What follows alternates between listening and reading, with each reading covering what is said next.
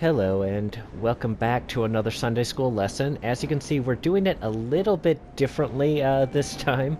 Hopefully it will all work out and we won't have any sort of problems. So the reason we're basically just going to do it from the back of the train looking out on Victorian London. And the reason we're doing it this way is because I had to move my PlayStation from one room to another room, and it wouldn't restart, and eventually, after exhausting all of our options, I had to do a hard reset, which destroys all my save data. And essentially, basically that means, yeah, I can't wander around the park anymore and do these lessons, at least not at the moment. It is kind of it's given me a moment to reflect, and I wanted to just go off on kind of my little reflections about this. One is that you probably would never have seen this view had I not had to do a hard reset of it. So it is kind of a blessing in disguise. You get to see what it's like from the back of a train. And another is I get to play through the game again, which is a lot of fun. But one thing that made it really interesting is that we are so blessed and we don't realize how blessed we are until, we lose that blessing. And, it just caused me to think. It requires a lot of time and effort and work to be put into this game in order for me to calmly and reasonably walk around the park. There. Here, let me kind of show you. I'm going to pull this up here. So, this is the main menu. So, to be able to walk in the park successfully, I have to go into the gain upgrades, go under Swindler of all things. Oh, wait, no. Sorry, Insider of all things, and go down to something called Notoriety. This costs £7,500 to get, which at this point in the game is quite a lot of money to invest in this when you can now invest other monies. Now, an aspect of the gameplay in this game is that you will constantly be harassed by your enemies while walking through the street. And even walking through the park, I would be constantly under harassment by all my enemies in this game unless I got this notoriety. Now, this really, it is kind of a luxury item, more or less. It just allows you to have that peace of being able to walk in a park without being molested, without being harassed, without any of that stuff. And it really is a luxury that towards the end of the game it's you just take it for granted, but right at the beginning you don't have that. And that's kind of like how life goes. We get so many blessings from spiritual things, from the church, from our spiritual nature, that we don't even realize it. And then something happens and we lose one of the blessings, if only temporarily, like I did with this game. I lost the save data and I lost my ability to walk through the park unharassed. And it really is a blessing to be able to have that and to be able to do that. So, but hardships brings about some interesting results, and one of them is that you get to watch London go by from the back of a train while I talk about this. So it is, I think, a blessing in disguise. It's a great opportunity for me to go through the game again and replay the game. Just completely, that in and of itself, I think, is a blessing. That it's so easy to put this game in and play it on the highest, having accomplished everything, that we forget what it's like to start at the beginning and work our way up. And it's always a fun little treat when we can, start at the beginning again and replay a favorite game and remember by just little things like, oh, I remember doing this. This was a lot of fun. Or, I remember this. This is really difficult, but it's ultimately worth it to not be able to have to do this sort of thing again. And that sort of stuff. So I thought I'd start the lesson just doing that. And, yep, so we are in Alma 8 through 12, titled, Jesus Christ Will Come to Redeem His People. So, for the historical context, Alma is still going about and preaching to people. Well, he went to a city called, I think it's Ammoniah. Yeah, Ammoniah. And the people just did not want to listen to him at all. And pretty much, he was poorly treated, kicked out. So as he's going about his business, an angel appears to him. Now, this is the same angel he saw when he was in the story when he is Alma the Younger. In that story, seeing the angel appear to him. This is the same angel that appeared to him and tells him, "You need to return to this people and preach."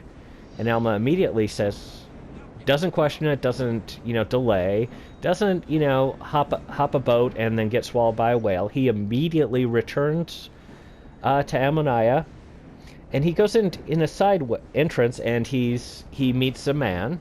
He says, I'm just, can you give me some food, some rest, some lodging? I'm a humble servant of God. And this man was named Amulek, and Amulek said, an angel has just appeared to me and told me I need to help and serve you. So Amulek invited Alma into his home, and Alma rested there for a few days before both of them went out to preach the gospel. I think missionaries have, at least in our time period, generally have companions. There's generally at least two. Certainly in the New Testament, the apostles went out in twos to preach the gospel to the world. But I think this might be the earliest example we have. This is about 130, I'd say, years before Christ. So the earliest example of missionary companionship like this. So they went out and started to preach to the people. So very, very good. So the first thing that the lesson points out is that God's work will not fail. But sometimes it feels like when we're trying to do God's work, when we're trying to share the gospel, it seems like we're met with nothing but failure. So the lesson points out we don't immediately see the outcomes of what we do, but if we have faith, and if we keep doing what the Lord wants us to do, eventually good things will happen because of this, and we may never see it. We may just randomly say something good about the church, or even just set a good example of church members that years later somebody who will have seen this example will come back to us and say, "Oh, I remember that. I knew a guy, a member of your church, great guy," and this person will become interested and perhaps get baptized. We don't know. And the converse, the lesson doesn't cover this, but the reverse of this is true. I've had many people tell me, "Oh, I know your church isn't true because I knew a member of your church and he was a complete jerk." It varies from place to place, but yeah, the behavior, bad behavior, people observe, and good behavior people observe. And how we conduct ourselves, how we carry ourselves, will influence people, whether will influence people's views and opinions, and we don't know how that's going to play out. We don't know how that's going to affect us and how it's going to affect them. So, something to remember. So, so the first part of the lesson is my efforts to share the gospel may require persistence and patience. And that is very true. I mean, Alma, these people just kicked him out, and he was just kind of figuring on going to another town instead of staying in Ammoniah. And, he didn't think anything he'd done there had really resulted in much, and so he was moving on. But the Lord had him return to Ammoniah and had him encounter someone there who had been prepared to receive the gospel. And Amulek is kind of interesting because he stated that he had been called several times, but he hadn't listened to the call at the time. And I think it's important to remember that sometimes it'll seem like people will reject the gospel and will continue to reject it, but maybe they're not ready for it, maybe they're not prepared or ready for it, but eventually they may reject it, or they may accept it, not reject it. So yeah, just be patient and be persistent.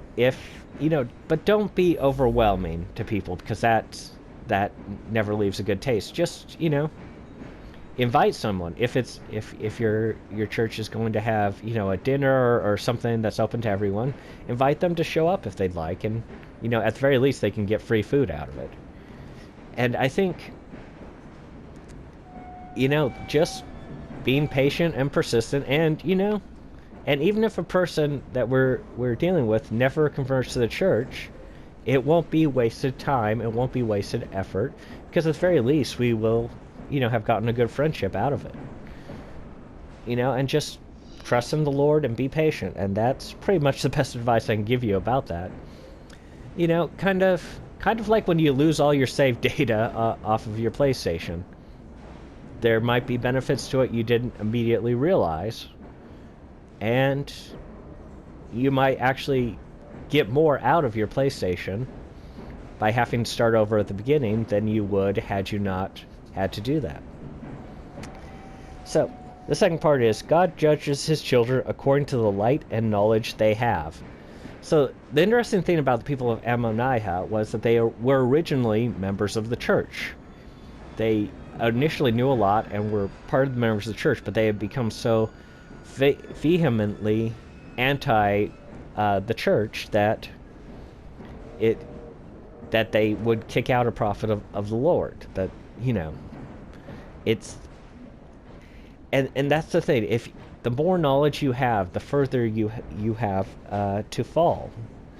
And oftentimes, people who will dislike the message, dislike the church the most, are the ones who have been part of the church and then left for whatever reason.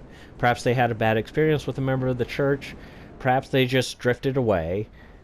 But regardless, oftentimes, people will not, people who have been a part of the church will leave the church. I remember an apostle once said that, once you reach a certain point, you either have to be for it or against it. You don't have any more middle ground. You can't be casual towards the church. So either you're a member of the church or you're just vehemently anti-church.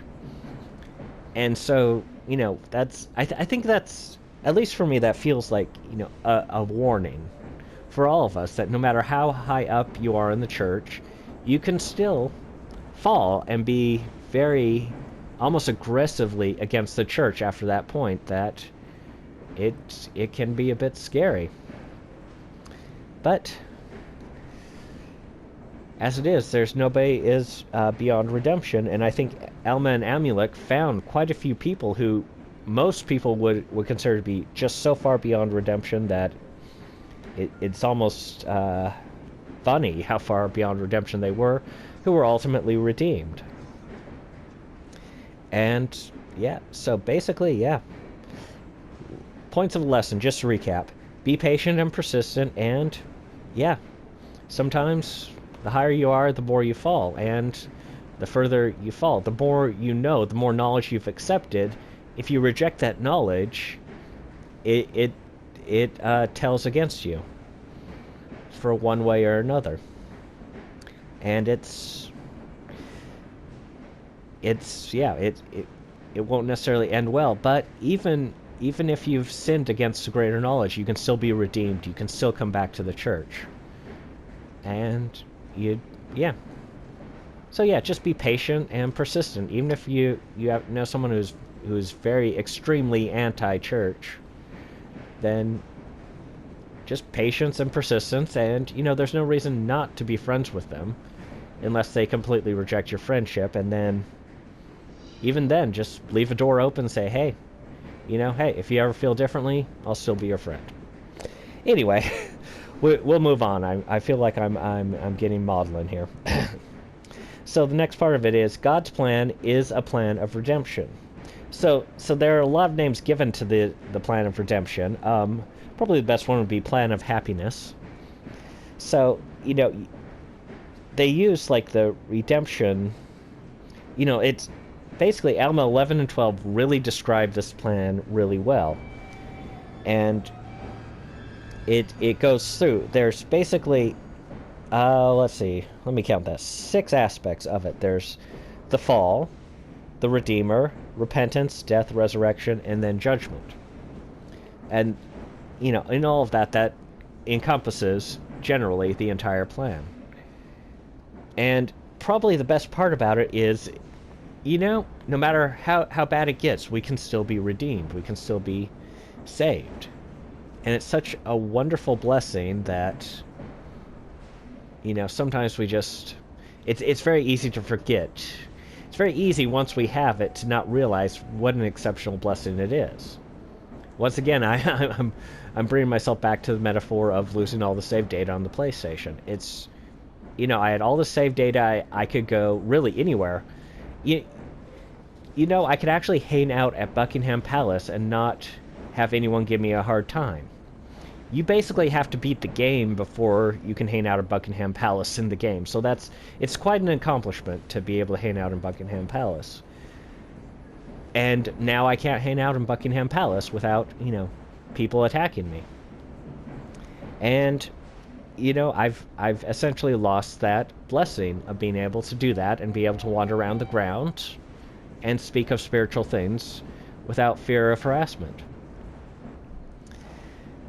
But I can be redeemed. I can go back through the game and get back to the point where I can just hang out at Buckingham Palace. See, all the metaphors seem to come back to the fact that I lost data on the PlayStation. It's kind of funny how things work out that way. So,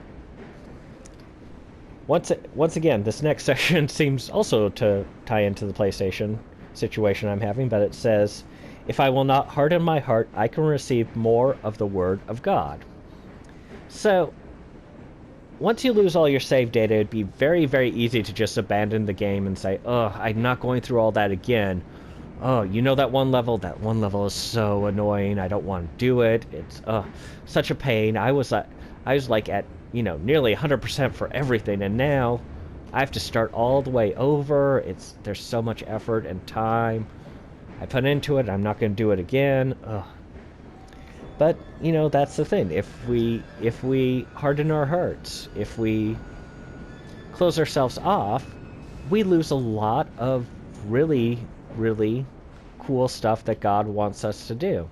And same with the game. If we just stop playing the game, we won't be able to explore kind of this cool scenarios and cool situations that the game has to offer. And even replaying the game, it's nice and fun and comforting to revisit that which we have already visited. It's all to the good, and it serves all of us in such a way that you can always benefit, and that's really how the gospel works. If we keep our hearts open, if we don't harden them, if we don't close ourselves off to the possibilities of receiving the Spirit and having the Spirit in our lives, we will receive more words, more blessings, more spiritual gifts than we can ever possibly imagine. And it's ultimately up to us. Are we just going to give up on a game because we lose our save data? Are we going to give up on spiritual things because it becomes difficult, because it feels like we work so hard and we've lost it all? Are we just going to give up on there? Or are we willing to let the Spirit work a change in our own hearts and open us up to far more blessings than we can possibly imagine? And like I said, that choice is ultimately up to us. But I would encourage you to look at yourselves, and do you ever notice that you are hardening your heart for whatever reason? You harden your heart, you just close yourself off to emotions and the Spirit working an influence on your life. Do you ever notice yourself doing that? And and likewise, once you've opened yourself up, have you ever experienced just receiving a greater portion of the Word, receiving more spiritual blessings than you realize? It's there for all of us to grasp. But ultimately, we have to be the ones who reach out and grasp it. We have to be the ones who soften our hearts, who allow the Spirit into our lives to work this change in our hearts. So that's pretty much the lesson. I'm going to end. I want to, point something out about this. Right back to the beginning, when the angel visited Alma and then Alma returned to Ammonihah, the scriptures use the word speedily.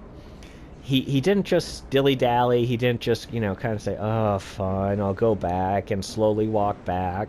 He didn't delay going back at all. He immediately turned and went back to Ammonihah. Now, that's, keep in mind, these people had been fairly harsh to him. They'd spit on him. They'd kicked him out. It's not a happy place to go visit. Yet Alma had sufficient faith that he was able to go back. Immediately go back. He didn't delay. He didn't try to book a ship like Jonah did and travel to the far corners of, to essentially the other side of the world. He didn't try to do that to get away from his responsibilities. He speedily turned around and went back.